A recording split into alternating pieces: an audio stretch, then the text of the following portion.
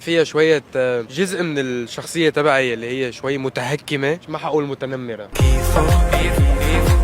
عم بسمع انه نزع ستيلو. من هو دودو في حياة الشامي؟ عم نشهر كتير عالم، هي وقفت عليه.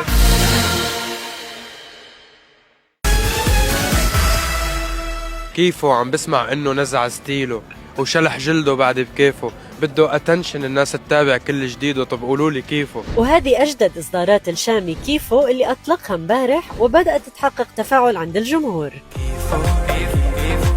عم بسمع انه نزع ستيلو.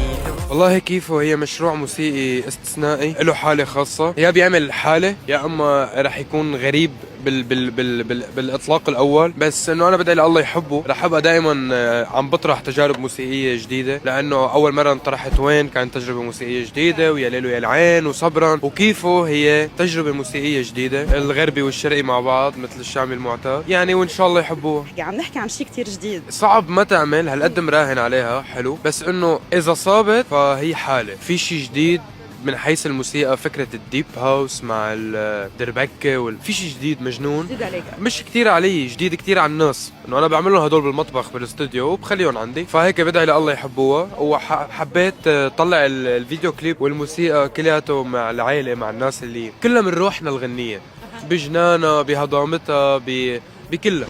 شاهدوا التقرير كاملا على etbilarabi.com.